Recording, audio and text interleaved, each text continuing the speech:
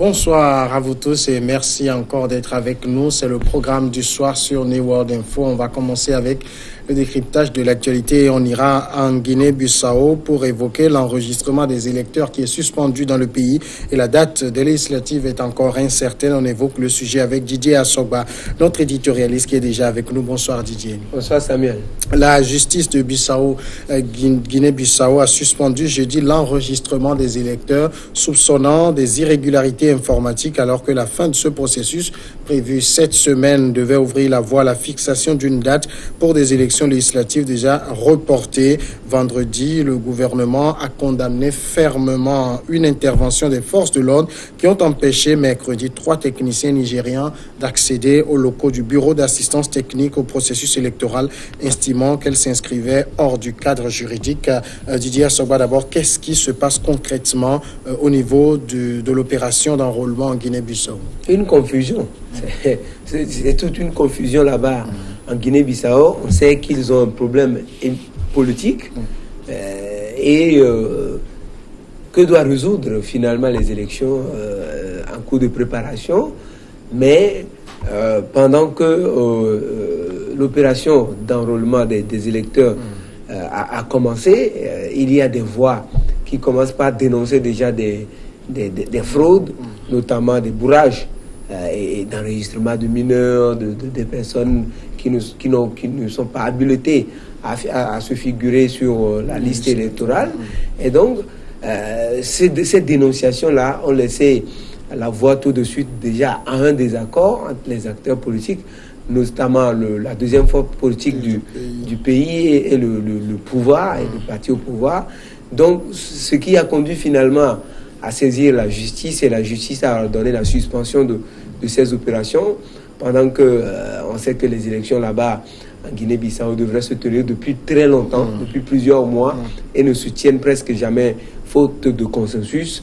Alors, on ne sait pas jusqu'à quand cette suspension décidée par la justice va durer. C'est dire que la Guinée-Bissau aussi n'est pas du tout sortie de l'ornière. Alors, la justice évoque pour la suspension, la justice évoque des interventions sur les machines servant à l'enregistrement. On a l'impression justement qu'il y a une sorte de flou autour de cette affaire. Oui, véritablement, on est dans un domaine virtuel. Et quand même le fichier électoral dont on parle, c'est du virtuel. C'est pas un truc physique où on va quelque part pour lire la liste des gens, mais c'est numérique, conservé sur des serveurs, et après on procède à des vérifications, à des rajouts, à des radiations. Donc c'est virtuel. Et maintenant la justice ou un parti politique parle d'intervention sur des serveurs pour manipuler un certain nombre de données. À ce jour, la justice n'a pas les preuves, mais c'est juste sur la base des soupçons que cette décision a été prise.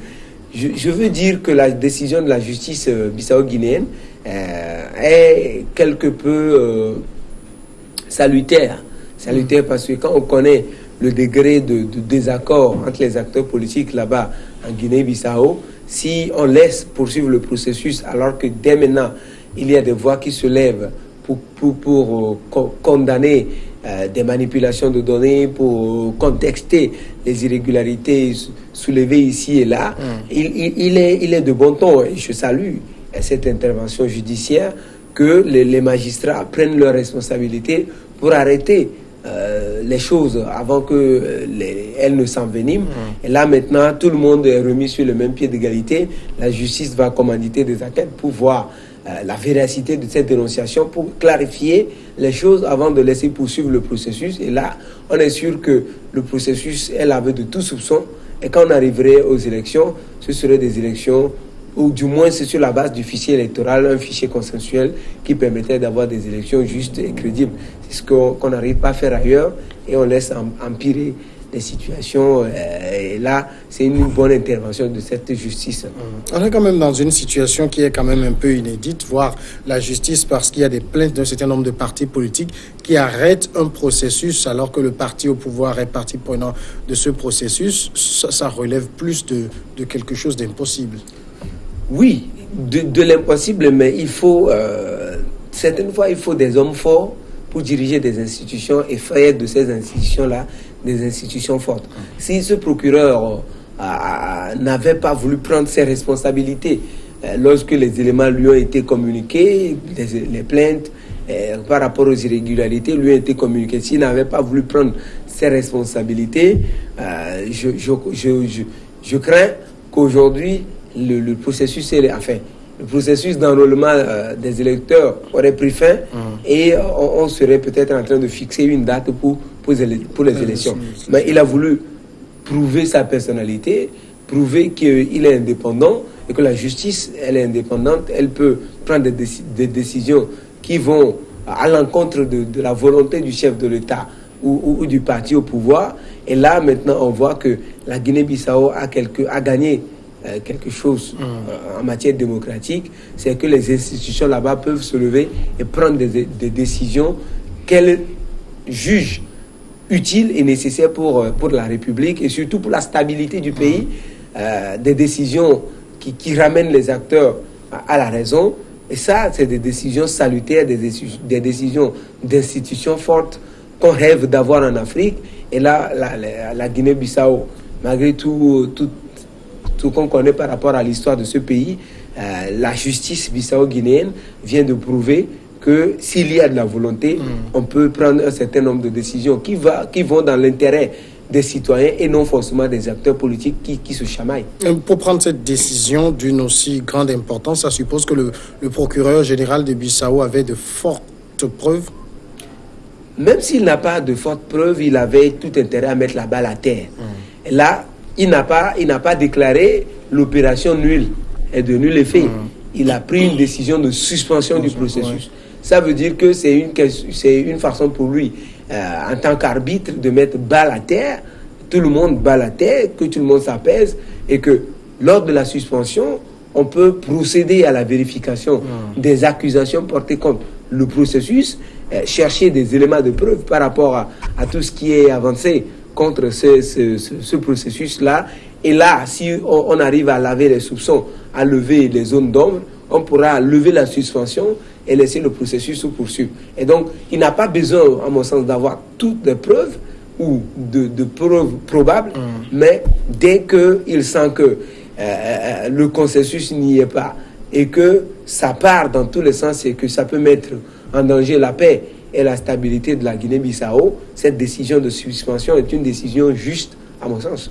Alors aujourd'hui, la Guinée-Bissau aurait dû aller aux urnes depuis le 18 novembre dernier, mais n'y est pas allée depuis que la CEDEAO s'est réunie à Lomé et a fixé cette date. Est-ce qu'on ne va pas aussi dire que cette suspension va encore davantage faire rallonger la date des élections législatives? Oui, vous savez, il ne sert à rien de précipiter les élections non plus. Il ne sert absolument à rien de précipiter les élections. Peut-être que la Guinée-Bissau aurait eu à organiser des élections. À ce jour, ce pays serait de nouveau en crise. Mais il faut prendre du temps, prendre le temps nécessaire qu'il faut pour régler les crises une fois pour de bon en Afrique et poser des bases véritablement démocratiques pour nos États et que la stabilité soit ce qui est de mise. Si on veut précipiter les élections en Guinée-Bissau, on connaît déjà le problème sécuritaire dans ce pays. Et pour moi, il ne sert à rien de précipiter les élections. Les élections auraient dû se tenir le 18 novembre dernier, ainsi que l'avait fixé la conférence des chefs d'État réunie à Lomé le 31 juillet. Mais les acteurs politiques bissau-guinéens se sont rendus compte que la date du 28 novembre n'était pas tenable, du 18 autant pour moi, novembre n'était pas tenable, et ils ont tout fait pour que ces élections soient repoussées à un peu plus tard, pour que les choses soient véritablement mises en place, pour que chacun se retrouve dans le processus électoral, dans la préparation et dans l'organisation des élections, pour qu'une date consensuelle soit fixée et pour que ces élections se tiennent in fine et pour le renouvellement du Parlement. Mais si on veut précipiter les choses, la Guinée-Bissau, un pays à tradition de coup d'État, un pays qui est confronté à l'insécurité, retombera dans les mêmes travers. Et je pense que même si les élections ne sont pas organisées avant un an en Guinée-Bissau, l'essentiel c'est que elle soit bien organisée et que tous les acteurs politiques se reconnaissent dans l'organisation de ces élections-là. Et là, les résultats ne seront pas contestés et les institutions qui seront issues de ces élections-là seront des institutions solides, reconnues et qui auront la légitimité du peuple bissau-guinéen et qui permettraient au pays de marcher. Vous savez, le problème actuellement en Guinée-Bissau est né du fait que les institutions, à un moment donné, ont connu un coup de force, si on peut le dire ainsi. Le Premier ministre, qui a la majorité au Parlement, avait été sauté, remplacé par plusieurs premiers ministres, avant qu'un Premier ministre de consensus ne soit nommé par la CEDEAO finalement, pour ce pays-là. Donc il faut prendre le temps de faire la chose bien pour que, si on arrive au bout, on ait des institutions véritablement solides en lesquelles les citoyens bissau-guinéens se reconnaissent. Alors prendre le temps de bien faire les choses, mais on sait aussi que les acteurs politiques bissau-guinéens n'arrivent pas à s'entendre. On risque de reporter tout le temps les élections aussi. Non, on ne va pas reporter tout le temps les élections. On a vu que quand ils se sont donné le plaisir de ne pas s'entendre, et quand la CEDEAO a tapé du poing sur la table, ils étaient obligés de s'entendre pour finalement être dans un gouvernement d'union nationale avec un Premier ministre consensus. Et là, parce que la CEDEAO est avec eux dans ce processus-là, il faut que, avec l'appui de la CEDEAO, les choses s'organisent de façon normale et de façon consensuelle pour qu'au finish, les élections soient tenues de façon apaisée et que les résultats sortis des urnes soient des résultats reconnus par tous les acteurs et qu'au finish, les institutions qu'on mettra en place, c'est-à-dire que le parti qui aura la majorité au Parlement désignera son représentant à nommer pour Premier ministre et pour la formation du gouvernement, pour qu'on ne retombe plus dans les mêmes travers qu'il y a 4 ans, ou qu'il y a 2015 autant pour moi, où la crise a démarré. Didier Assogba, merci d'avoir répondu à nos questions. Merci Samuel. On va marquer maintenant la pause et après on va passer à l'invité de cette soirée.